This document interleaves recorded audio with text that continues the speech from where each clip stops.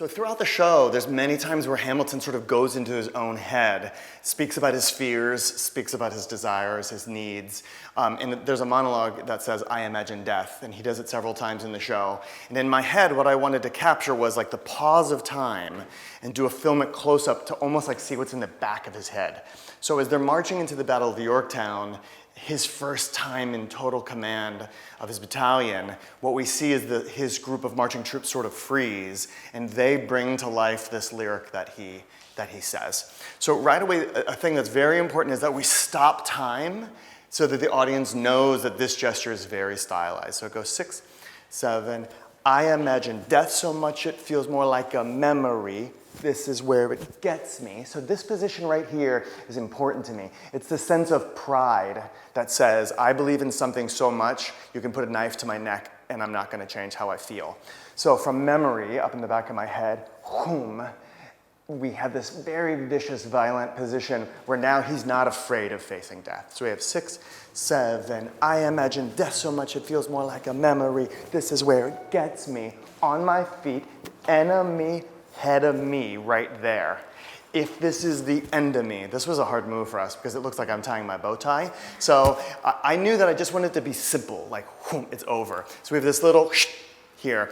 When I was making this show, I have 2 kids, and one of my favorite things to do is spend the end of my day, like right before the kids' bedtime, watching the Yankees. And so that time that I have with my son, like, is really, really important. This lyric is, at least I have a friend with me. And so this is sort of channeling that idea. So from here, I take the baseball behind my back, into my batting, into my glove. Instead of the pitch, it goes all the way to point to my rifle, which gets held up over my head. So it's equating the sense of that weapon's gonna save me, and that idea is as important as my best friend by my side. So it goes, if this is the end of me, at least I have a friend with me, weapon in my hand, command, whoom! So it's like the rank, my epaulets, the uniform, but also this musculature of being totally in charge. Command, and then head of me, whoom. So I'm in marching formation behind him. He starts to think about his wife and the fact that she's gonna have a baby. The music doesn't do this, but I always heard a heartbeat, so it goes boom, boom.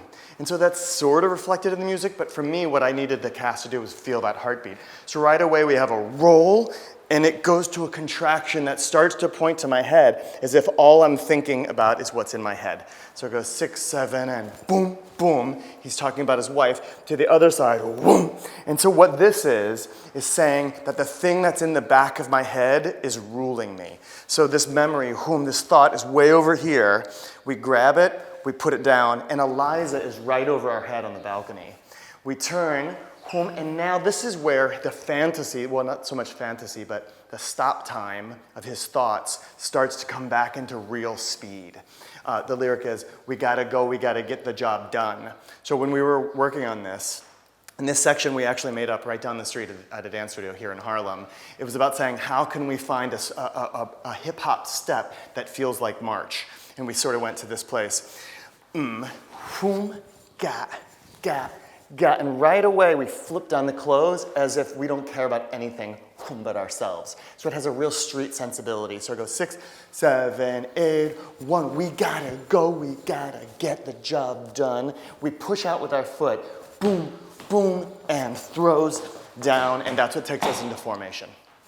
So the whole thing looks like this.